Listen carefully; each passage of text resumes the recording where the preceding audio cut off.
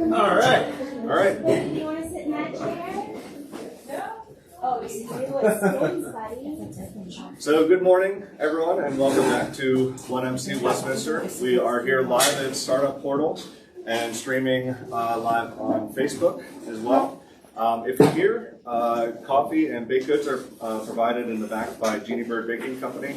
And if you go online, you can also get 25% off coffee from Furnace Hills in Westminster with the discount code 1MC Westminster, all caps, one word, at checkout. I know we all had a great time last week hearing from Gerard, CEO of ET&E. Hope I'm pronouncing that correctly. Apologies, Gerard, if you're watching. And Mohammed, CEO of Resonics. And I know we're all really excited to hear from Chris with the Habitat for Humanity in Carroll County. But before we do that, I'm just going to go over 1MC Westminster, or 1MC in general, and let you know what we're all about. So 1 Million Cups was founded by the Kaufman Foundation in St. Louis, right? Kansas City. Kansas City, I'm sorry. And with the mission, I'm sorry? Go Chiefs. Go Chiefs. They need all the help they can get. With the mission to lower the barrier for access to education, resources, and connections for entrepreneurs. Without our core program and our pillars, and everyone here, of course, our community, this mission cannot be accomplished. So what are our pillars? We're looking for presentations, not pitches, and we're looking to make connections, not networking. We're for the community, by the community. Nobody here has ownership of 1MC Westminster. Nobody is paid to do 1MC Westminster, and we're radically and intentionally inclusive. We really want to get to know you and your business and learn about the challenges that you face so that we can help connect you to all the great resources we have in our community. So we meet every week, Wednesdays at 9 a.m. Everyone managed to find the right place.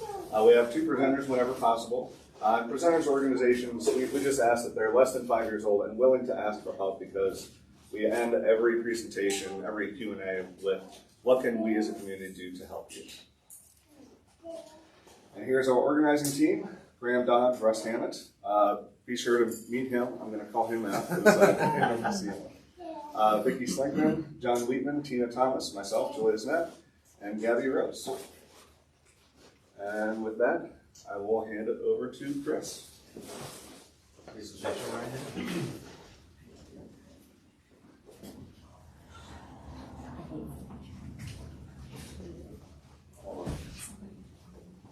Sorry.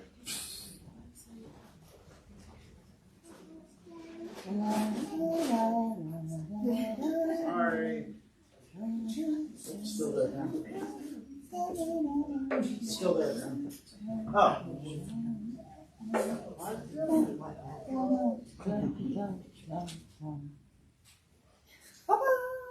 Doesn't seem to like. You might have to go through again, Tina.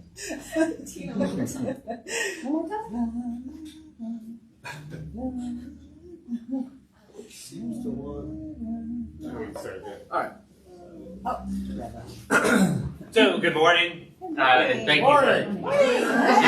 you for having me at 1 Million Cups. I'm excited to be here and talk to you a little bit about your community ReStore. So, a little introduction to who we are. Our vision: we believe in a world where everyone has a decent place to live. So, we're connected with Habitat for Humanity of Carroll County. We are an extension of them, and what we do goes to directly fund the mission of Habitat for Humanity. Our mission is to bring people together, build homes, communities, and hope.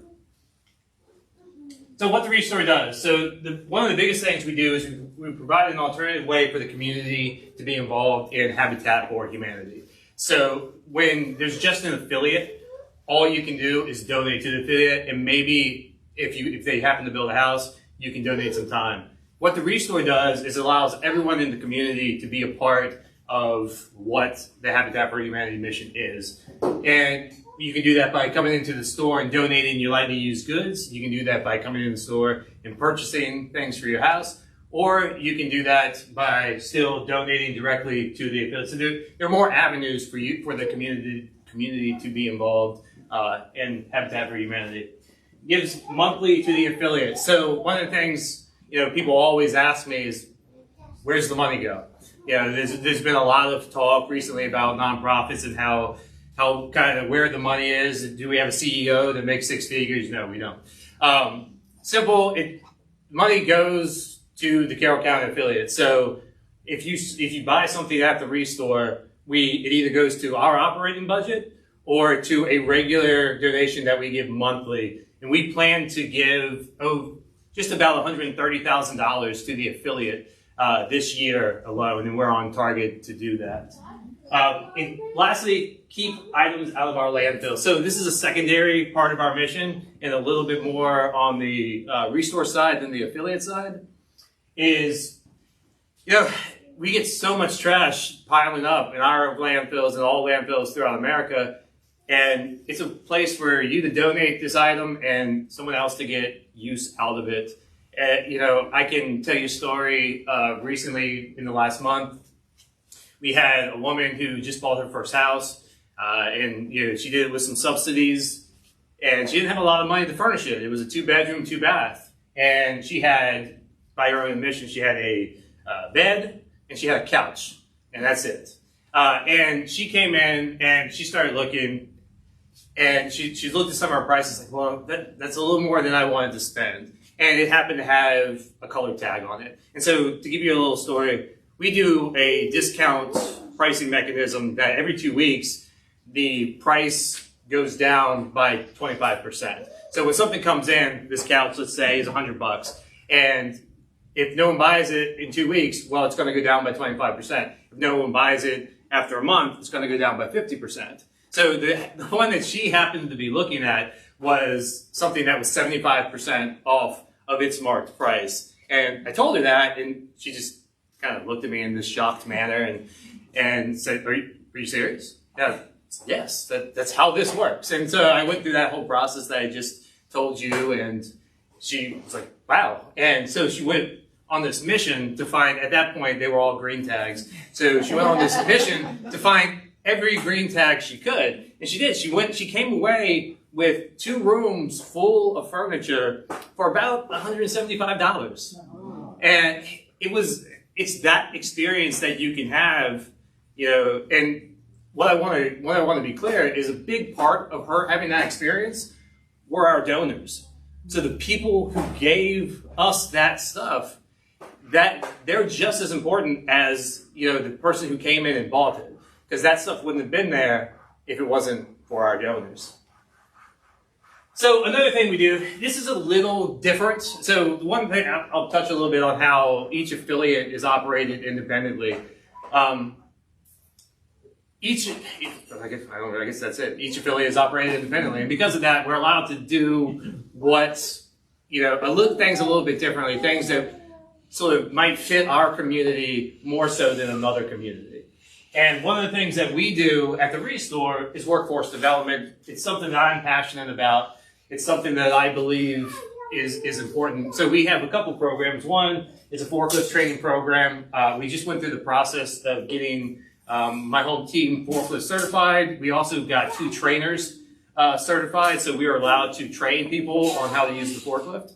And we're partnering with Burke right now, local workforce company, to provide forklift training for people in our community. One of the things I will say, there will be a paid portion, but there's also going to be free spots for people who are in different programs with Burke that they can take advantage of, and hopefully come out with their skills to be ready to be employed.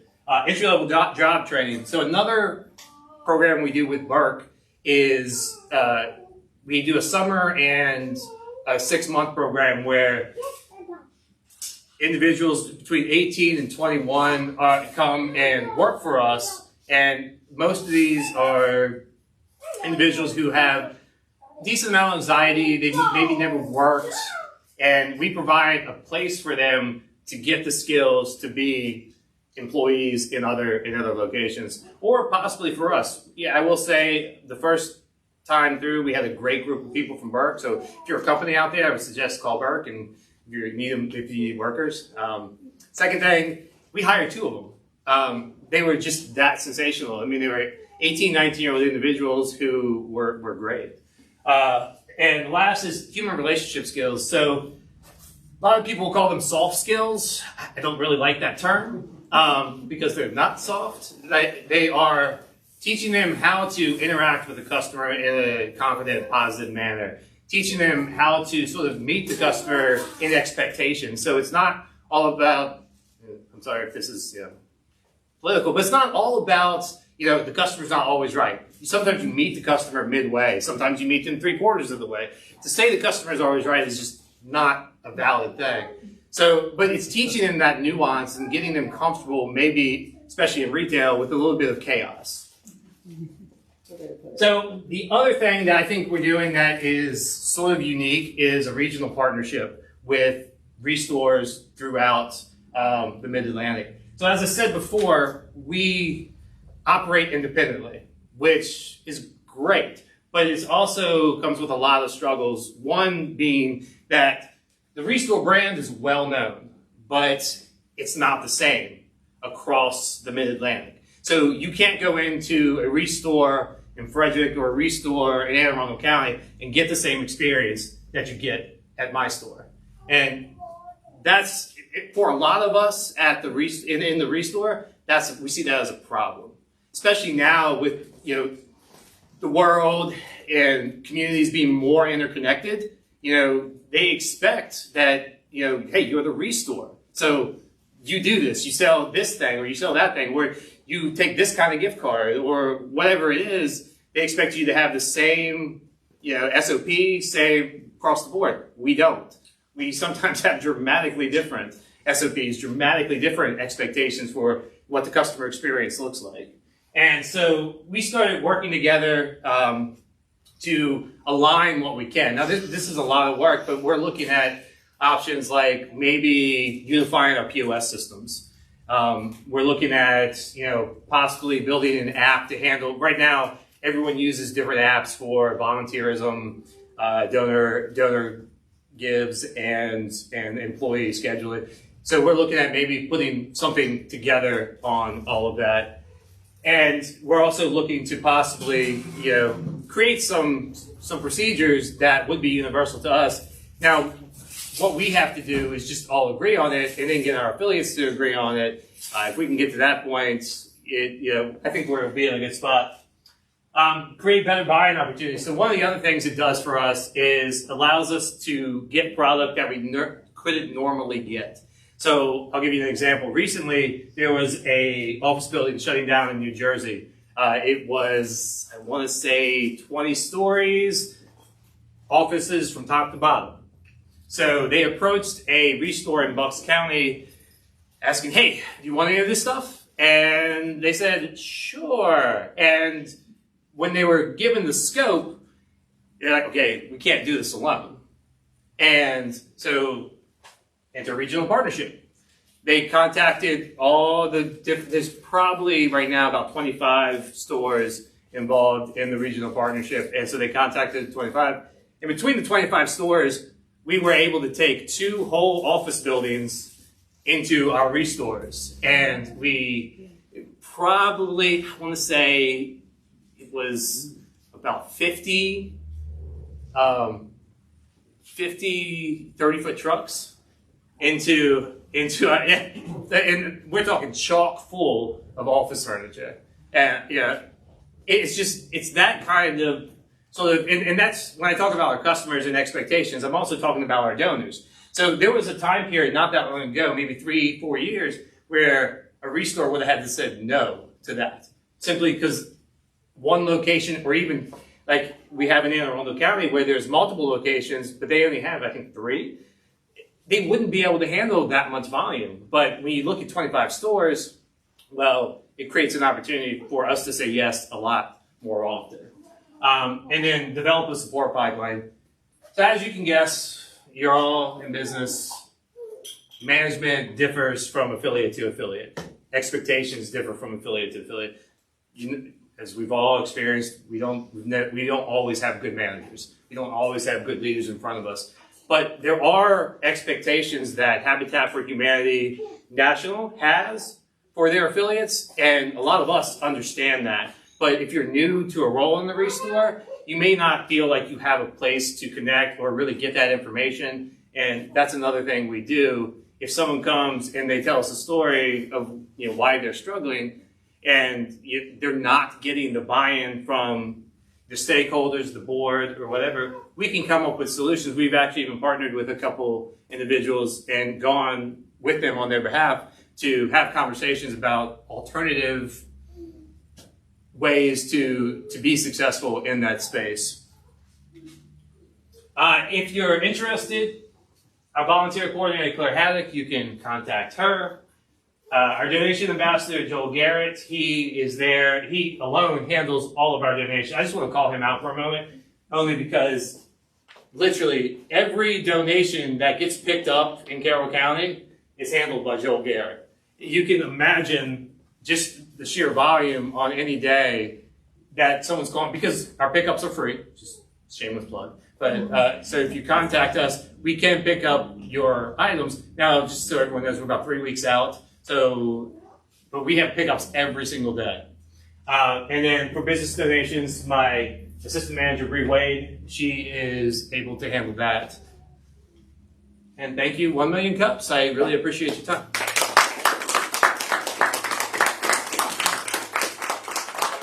All right, do you have any questions? Chris? Yes, Tina from Infinite Love Project. So I see the website is that cchabitat.org. Does that talk about the ReStore, or do you have a separate website for you? It does. So our website is part of the affiliate website as a whole. I'll be honest, that our website has information about donations and kind of what we do take, what we don't take, who we are in general. But if you really want to get more involved or get more information, I would suggest contacting any one of those people, only because you'll get a nice sort of broad overview and also be able to request a donation pickup.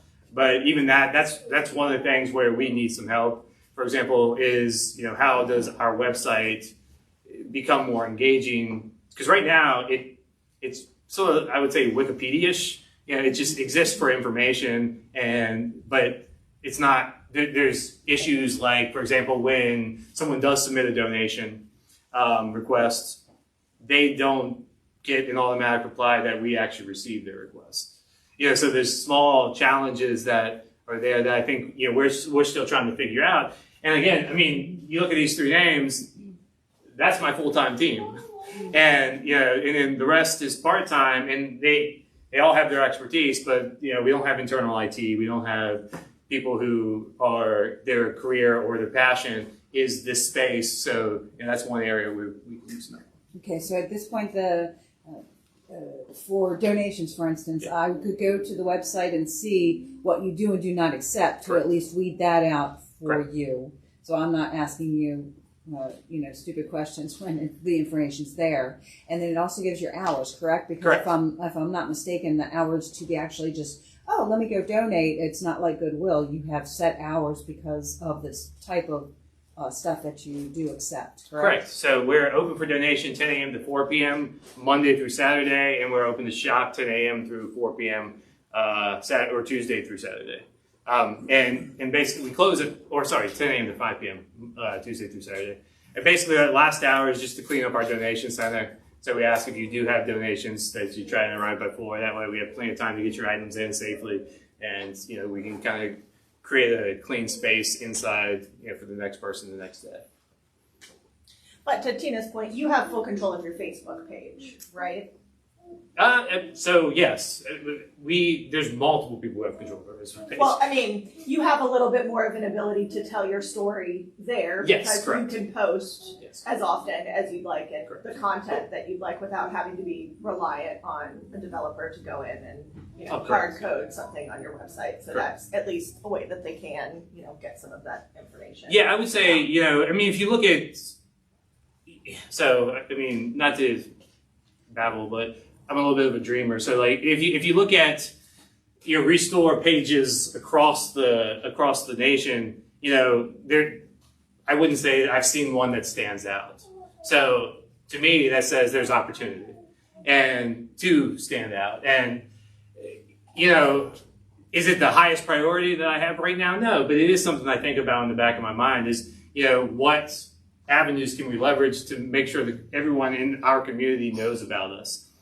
Right now, we're in a situation where we're getting more traffic every day. And mostly that's word of mouth. And that's one of the reasons I want to come here and talk to you is because that's really, in my opinion, that organic growth, that idea that, we're part of this community and you're directly supporting this community by supporting us, supporting Habitat for Humanity, it is really important to us and really something I'm passionate about, something I want to land.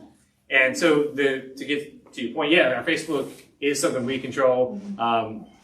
Even that though, it's someone's secondary job. Yeah. So, but I will say, one of the areas where we would always take help is how do we continue to grow financially? So we can do more things. So we just hired, for example, because we have done well so far, we just hired a part-time truck driver. So that way we can potentially have more time on the road picking up donations.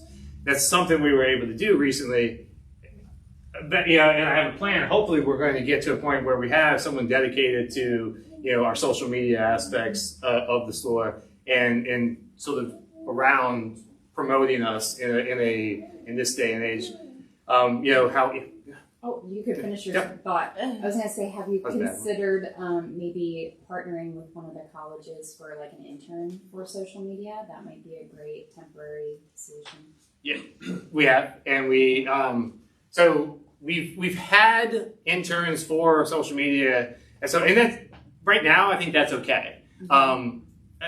My take on social media though is if you don't fully get immersed in it, you're not going to have the result you want from it. So, and most interns you're looking at, are doing it for 6 months, and that's okay. That's great. I think because it's better than not doing it. Yeah. But my dream is to have someone who's just out there advocating for us full time. Their whole work week is advocating for us.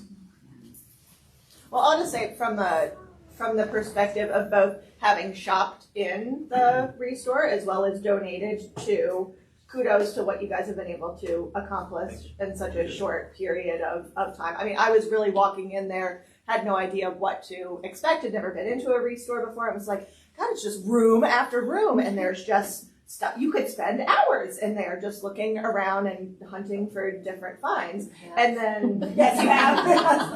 And then from a donation perspective, Ting recently relocated offices, and we had some well-loved furniture, and I thought we were going to have to trash it, and messaged the guys and set up an appointment. They came out. Joel not only does the coordination, he physically carries furniture as well. And I felt badly because these are some heavy desks, but we were able to donate like 6 desks and a couple of filing cabinets that I otherwise was concerned were not going to have another life. And you guys made the process just super easy, showed up on time, took everything, boom, bam. It was super easy. And just to kind of close that circle, all that stuff is sold already. Oh, good. So, and that's, but that's sort of the point is that you come in, you donate something, and the goal is if it's selling, and it does, that sold pretty quickly actually, but like that trailer we got, I think we're down to 3 pieces left. We probably took off close to 100 pieces from that large trailer, and so we're almost sold through that. So that's one of our goals. I will say, you mentioned coming in and shopping. That's sort of one of my sell points for coming to the ReStore as a shopper is that it's one of the last bastions of shopping. Like, so much of our shopping environments now are, I'm going to buy what I want, like what I know I want. Like I go to Amazon, I want a new iPod. But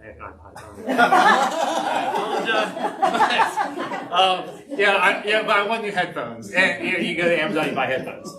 So, but you come to the ReStore, your imagination can run wild. You walk through, you're like, oh wow, there's a couch. I had no idea. Like, it has this fabric that I haven't seen since I last visited my grandmother's house, like in the south of England or something like that. Like it is that's kind of what you get to experience. You get to walk through and see these things and really kind of shop. And that's why I think, it's just a good experience. Even if you don't buy anything, just come in, look around, shop, and let your imagination run wild. One question I have, because I hear that there's furniture and things to furnish a house with. There's amenities for office space. Now, the other ReStores that I've seen, they also have wood and materials for people who build things.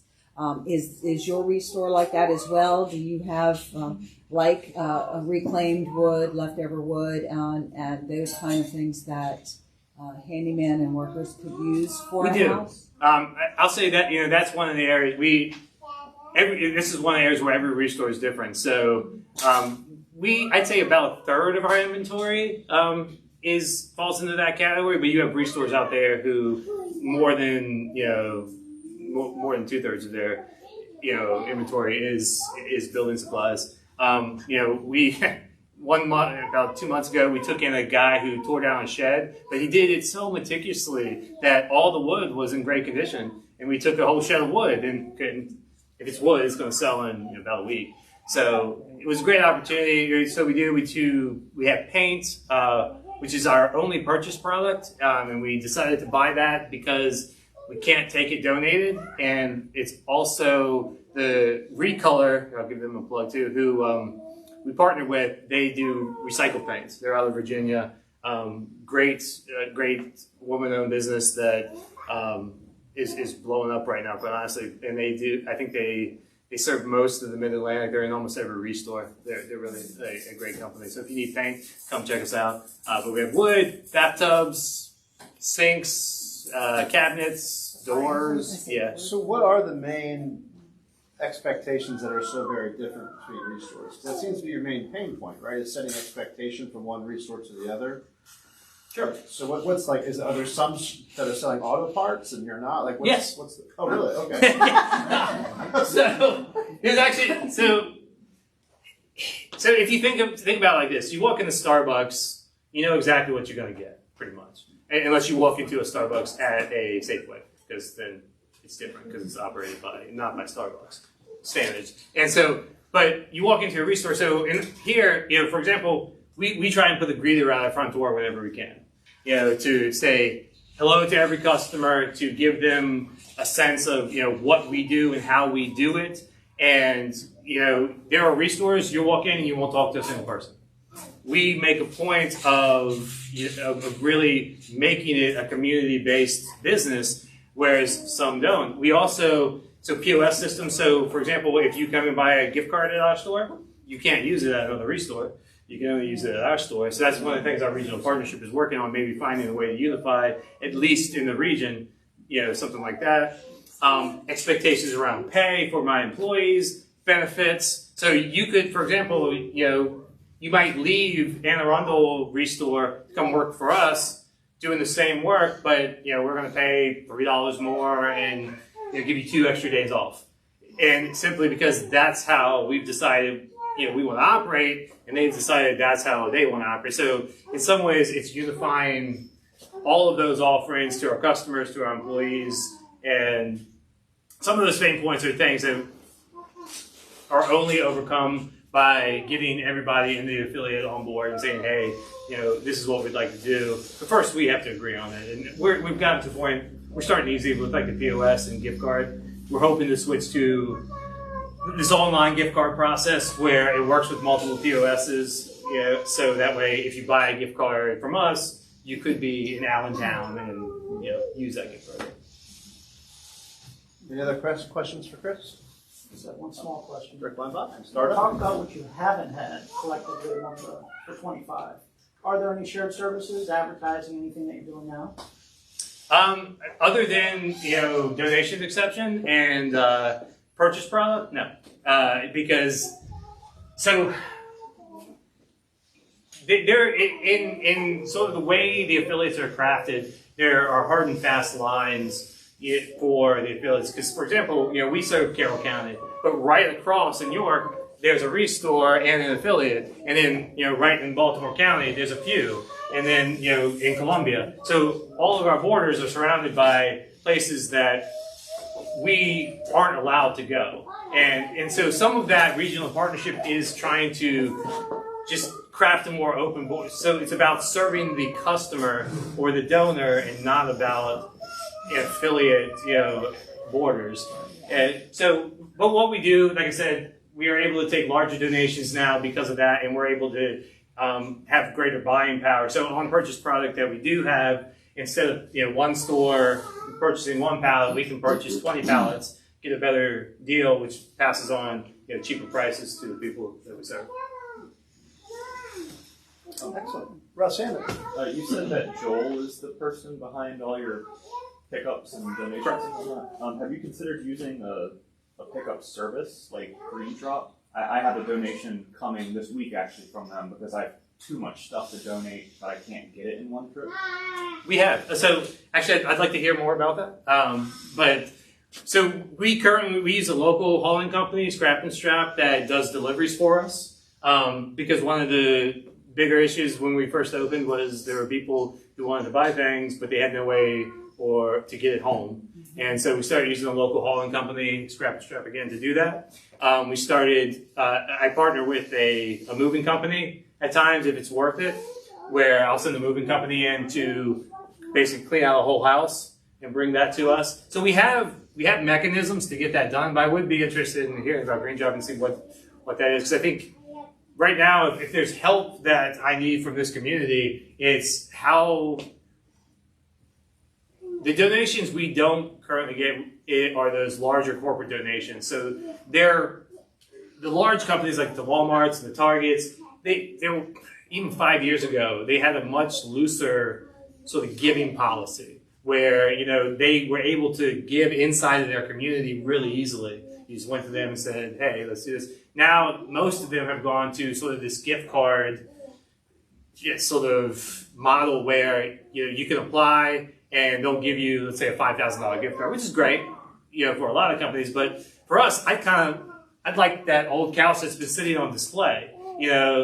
I would prefer that than a $5,000 gift card because I don't need most of the stuff that is being sold there. Like we have pens and you don't need more pens. And so I think that's an area where, if there's connections that you have through 84 Lumber or through any local contract, especially contractors. Contractors have been great to us in like one-offs. So if you know of a contractor who's like, man, I have all this stuff sitting in my shed or in my large building, tell them about us and you bring it to us. We can come help pick some of it up. We can really figure out how to get it there. But that's really one of the biggest things we could use is just letting large, small contractors know about us.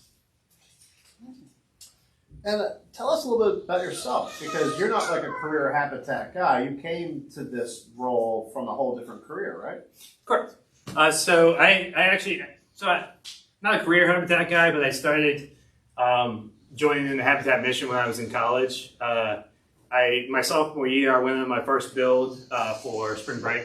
Went down to North Carolina, and this habitat in North Carolina was so great. It put up 20 college students in a house on the beach for a week. And all we had to do was spend about 7 hours a day building and demoing houses. And it was just a sensational experience, quite honestly.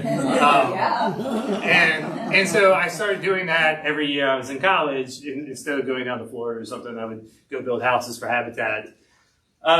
And then, my life kind of took me through major big box retail, Starbucks, Best Buy, and then I eventually left that because of the hours and went into higher education and worked in colleges until recently I saw this opportunity with Habitat for Humanity, and it was, again, it's always aligned with my values. I think housing is one of the most important and underrated things that we can do for people because it affects everything. It affects, education because, kids who have stable housing get better grades because they don't have to worry about, where they're sleeping or what they're doing. It affects parenting because parents can get better jobs because they can focus more on, going out there looking, not worrying about, okay, where are my kids going to sleep tonight? It affects really every part, and that's really, our goal is to get, everyone deserves to have a house. So if no one knows, you can 3D print a house now. Like my goal, like my dream is that we have a housing, we have so much space, let's build a bunch of houses, 3D print them across the board, and get a bunch of people in there. Like with our abilities now, there's no reason for anyone to be homeless unintentionally. If you're intentional, I'm not going to make it, I won't judge you. So. No, sorry, this is kind of an aside, but I met this really cool homeless individual when I was in Arizona. He called himself Father Christmas. Weird name. But we talked for like 2 hours, and I mean, everything about his life was intentional. He left the job and said it wasn't for him. He didn't like the person he was when he was working. And, he went, and now, I mean, he's one of the most jovial people I've ever met. The community in Arizona takes care of him. He's out there. But that's his life. That was a life he chose. And that's something that I always keep with me is, you don't always agree with people's choices, but if their choices are intentional, let them have them. Like that's where they should be. Any other questions? All right. Thank you very much.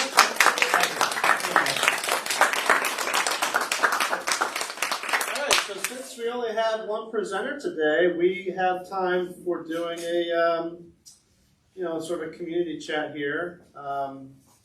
Anybody out there who has any updates they want to provide? Judith, you want to start? Yes. Here for Judith. You still want to get up? Hello, everybody. Happy Wednesday. OMG. Anybody who has not started with Million Cups, you're missing out. My life is blown apart. I can't even begin to tell you how excited I am to be a member of 1 Million Cups. I'm so excited I actually brought my son because he now wants to join. My little boy, he still looks like that to me. And honestly, today is going to be an amazing day for me because of Graham. I will be pitching for the very first time, which I'm terrified, but I'm going to do it. I got help from Britt and from, oh my God, there's so many people in here. I can't even say everybody's names because I'm so excited. But everybody, Nick has also helped me to get prepared. Graham has helped me get prepared. Then he set me up with Ted Co, so they helped me get prepared. It's just like, wow. Now I'm part of iCore program, and I'm doing amazing, and I'm really proving that my app is needed for home care and for people who need help. And the patients are saying they want it, which is surprising because they're older. The administrators I've spoken with say they're thinking about another way because they can't afford to sustain the way they are.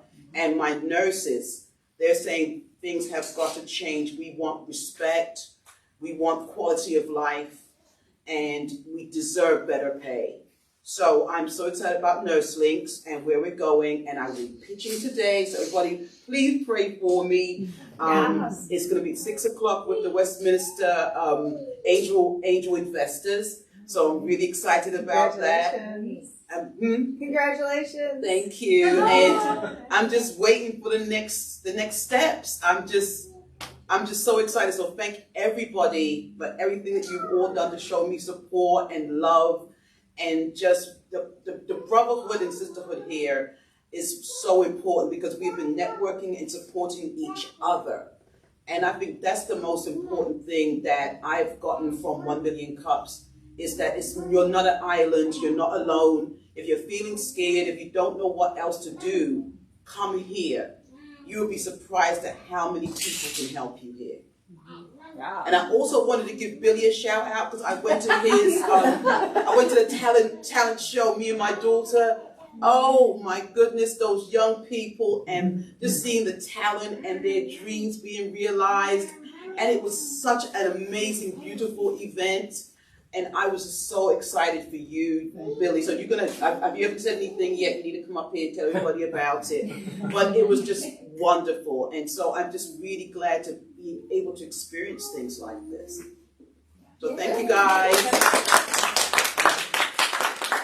All right, who else? Anybody else have an update? Thank you, Judy. And we are looking forward to seeing her son Christoph present at our, not next week because we're off and Tina will cover all this when she does our outro, but the following week. I think that's what, December 1st?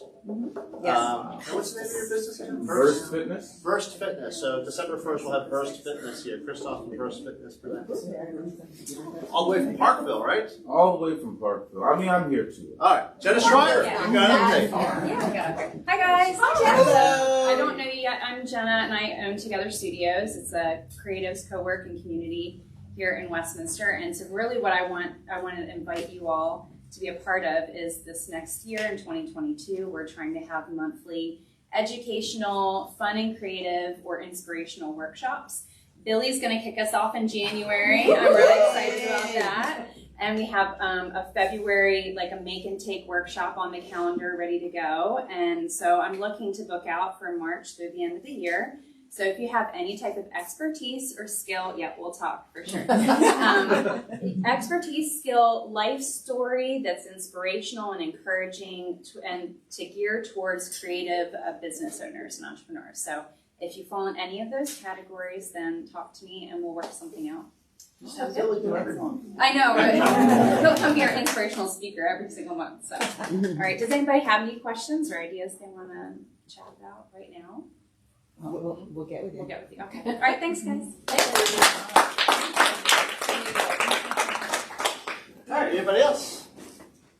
Nikki.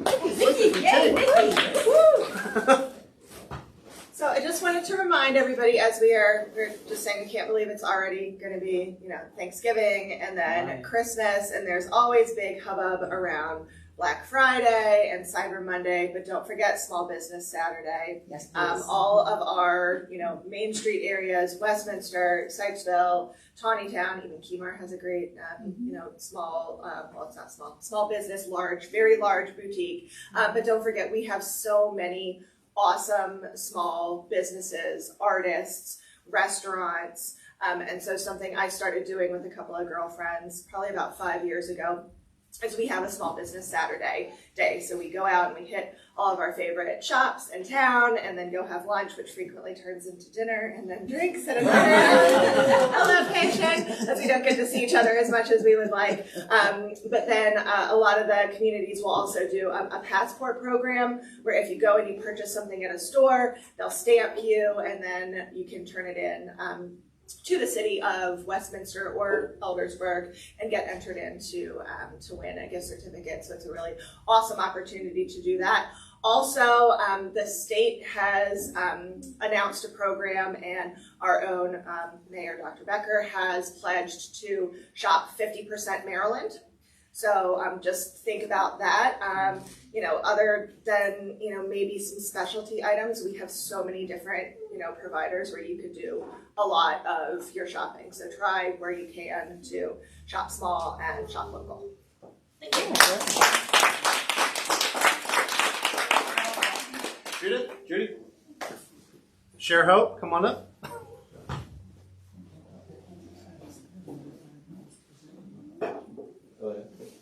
Hello. Hello. So has anybody here had anything happen in their life that wasn't good? Oh. Okay. So Crack Happens philosophy is based on that. So when I was a teenager, I used to read the book Everybody Poops. Who's it by? It was, I can't say the name, but Tarogumi. But it was a funny thing on Everybody Poops, but crap happens to everybody. So it's a humorous way to talk about serious issues. So let me see. I have a whole table of contents, defense mechanisms, denial, who has bad, crappy things happen to them, everybody. I have some crap facts in here. You wrote this book and had it printed.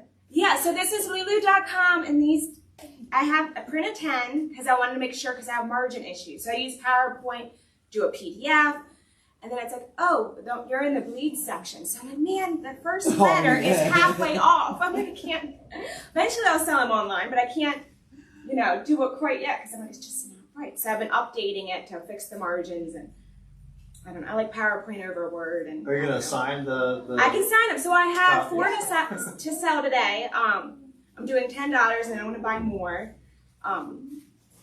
I'll take one if you sign it. I'll sign them all. Yeah, I have previews, and I actually have a picture of me here in the back too. Oh, okay. So I updated it because I did this in 2014. I did the drawings as a high school student, so they're totally inappropriate, but it's supposed to be funny. Crappy talkers, so there's diarrhea mouths. And my friend Carroll, in her one's honor of St. Mary's County, I overheard her saying, that's right, like when people say something nasty, just imagine them being so crap-filled that it comes out and be like, so I have a crap-proof wall where you're like, man, this is about you, this isn't about me. So that kid that hears you're not good enough, I have crap-fulfilling prophecy, and being like, don't listen to their crap, like you are good enough. Like, so it has, crap explosions, crap cleaning teachers. I'm a crap advocate, anti-crap advocate. I'm so glad you like it. My one friend Jill was like, this could be your takeoff book. I'm like, but it's inappropriate. That pictures of crap all in it. Like crap explosions, like it's just, yeah, that happens. Cool up, it was, shit happens philosophy. I hope this is adults, but I changed it to crap. Because that actually is, it's a second definition, so it's actually appropriate. And are you going to sell them online as well? Eventually, I have to make sure the margins are good. So I can use Lulu.com, but I don't know if they're the best. So I'm kind of like, if there's other publishers that are local. I'm not familiar. Do you guys know what Lulu is?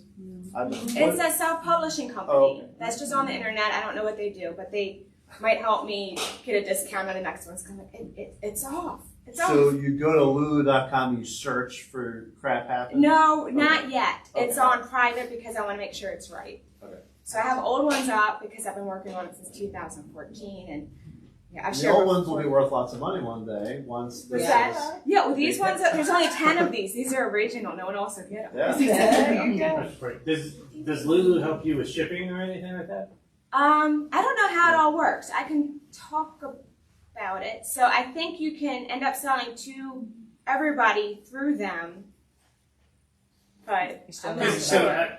I used to work in the book trade. If you want to have a conversation. Yes, I don't know what I'm doing. I was thinking there's a connection. But we have crap blamers, crap addicts, crappy victim complex, entitled from crap.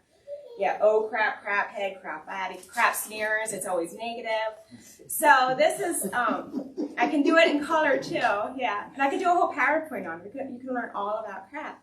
So, and actually, how to avoid it. Yeah, how to avoid it. Only you can change yourself. Only you can deal with your crap. So when you're trying to help other people, you're kind of like, here's all the tools, and they're like, You're like, it's a fact. You can't, So crap survivors, butt wipers, and flushers. You got crap-free awareness, crap-free lapsers, which is, common, crap cleaning teachers, basic crappy talks.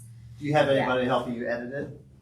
Yeah. Okay, all right. So you need help with that too. Editing, finishing, and I have all these previews of future ones. So I may even do with the Share Hope. I've had like amazing art thanks to Jill Spriggs, who does cake decorating too on the side. But I might have like a happy art book on The World is Better With You in it. So I may not all be about crap, but I'm kind of like, yeah, that's kind of, a crap in the edited versions to fix. I was like, oh, crappy pandemic. I snuck in there. That's crappy, but it happens. So, shit happens, crap happens too. So, bullies stop bullying, bullies should be embarrassed. Everyone knows you're crap. It's just kind of like you're so, Right. So it's a whole other way to view everything. And I'm like, ideally, I'm not sure what I want to do with it, but I think this would actually be good in therapy offices when kids have gone through a lot of trauma and, but yeah. So Will it be you. in color? Will you have a color version? I can, but it'll cost more because it's a lot more, yeah. It doubles. Yeah. Through them, doubles in cost. But some potential books, Crappy Philosophy, Where Does Crap Come From? How to Deal with Crap Without Leaving a Stench, Stories of Survivors of Crappy Experiences, Flushing Grief, Savoring Lessons, Crappy Quote Book, Crap and Mental Health, and I mean it could go, you know, so there's the crap proof thing, like how to be crap proof around not crap proof. So it's supposed to be funny, but I'm like, man, if it actually teaches resiliency. That's important. Well, when I talked on stage at Ignite, I was like, what we're doing isn't working. So, you know, I have, you know, suicide, you know, I talk about that, and that's no more suicides. It's why it's crappy, and, you know, oh man, that's the wrong decision. Like, no.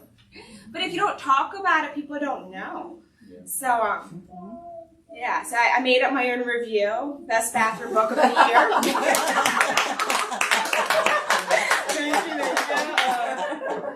It's really clever. I think it actually does have a lot of potential. Thank you. So I need help. Yeah, and then once you have it all put together, we can help you with like sending a press release out so that people like the Today Show and people like that might actually pick up. I mean, that would be huge because it's like I've actually done it before and I've shared, you know, I'm bipolar. So then somebody's like, this does not make sense, Judy. We're worried about you. And then I'm like, I'm manic. I throw everything out. I'm like, I'm doing it over and over again. So I'm like, no, somebody said it made sense. And my therapist isn't worried about it. So well,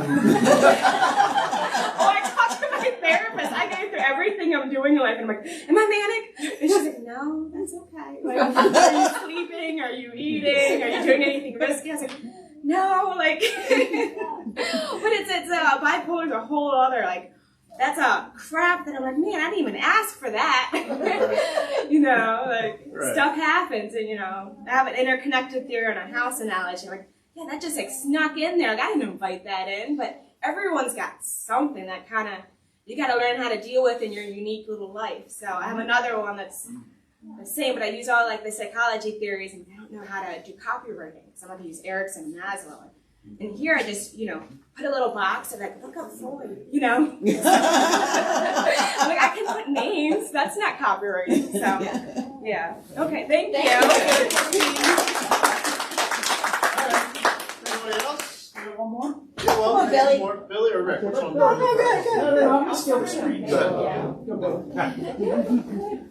can do two more. I'm not sure if you know me. I go by Billy. I have a couple of things. One, I want to follow back on what you said. Since coming here, the reason why I had to go to work this morning, but I tried to be here even if it's for 5 minutes because I think I have a relationship with almost every single person in here, and I've been able to benefit off of each of those relationships, and I look to build more. I need some ting. Yes. I want to say, like, yeah, it's been like an awesome experience, and I've grown a lot as a man from first meeting him and his company to meeting everybody else, because he's the reason why I'm here today. So I've grown a lot as an entrepreneur and as a man, like a lot. Like if I would tell you what I was doing like 6 months ago, you'd be like, yo, what's wrong with you? But yeah, so that, and then the next thing I got going on, I was given a grant for Giving Tuesday early for my company. And I decided, I haven't talked to you about this yet, but I decided to, instead of me just taking it for myself, I want to take 10 kids to the mall, or we're still trying to figure it out, and buy them each a pair of shoes with the grant, instead of us taking it. Yeah. So instead of us like just taking it, we want to take it and just give it back out. So we're going to think like 10 different kids and either take them to the mall or they can order it online and go get any kind of shoe that they want. And yeah, that's it. So that's what I'm working on. Yeah. And one more thing, I have a request. I think we should take a picture. Like a big group picture that we can share, because I've been talking to a lot of people about what we got going on, and this is like one of the biggest rooms. I think it would be awesome to be able to show. Yeah, to show. All right, Let's do it. You want on your phone? Whatever. Well, can we picture from this? It would be great quality. All right. Okay. And this way everyone on Facebook Live gets to see who's here. Because you guys never get to see who's here. So come on up, everybody. Yes, I was actually thinking. I'm so glad you did this. You get a picture. See, you should have shown up. Yeah, oh, this is fun. It's a little taller. I'm going to be on your side. All right. So get us all in, I gotta get off closer. Nobody made it. Here, oh, we how low should we go? Get again. Oh, this is perfect. Say cheese. We need to see the picture first. Wait a minute. Yeah, she's like, Everybody. I got it.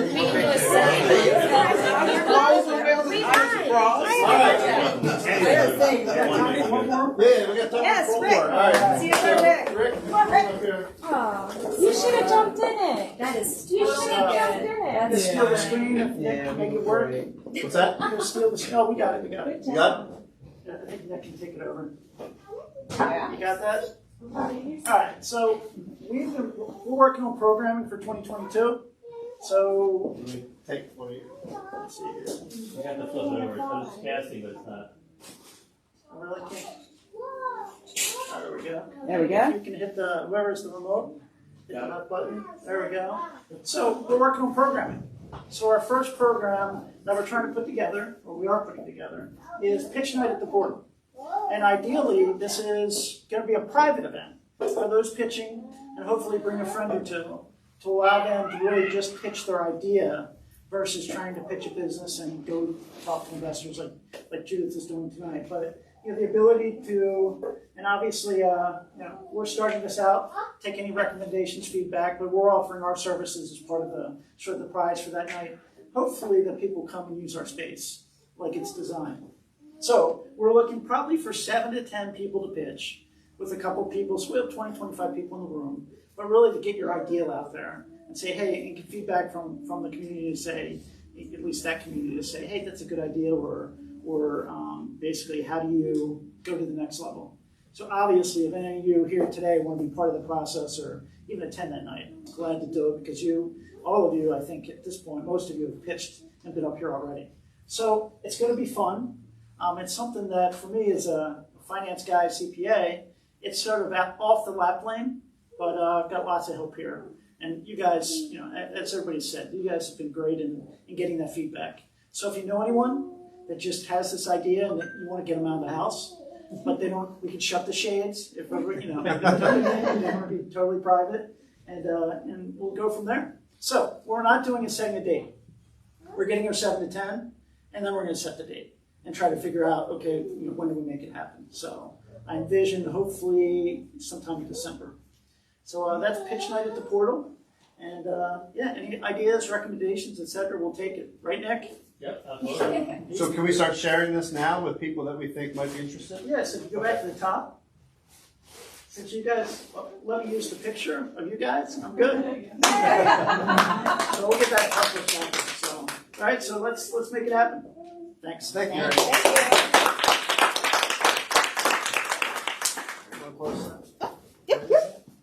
We're not setting the time. So we'll get What a fantastic community we have here. Thank you to Graham Dutch and Magic for bringing this Chicago-based Kaufman's 1 million... Kansas City.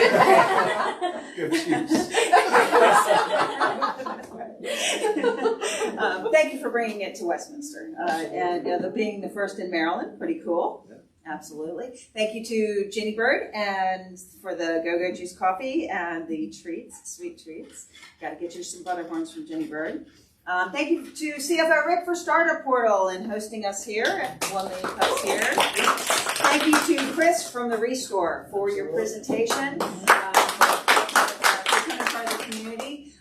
This is what we're all about, the connection. That was so fun, getting a picture. Good idea, Billy Live.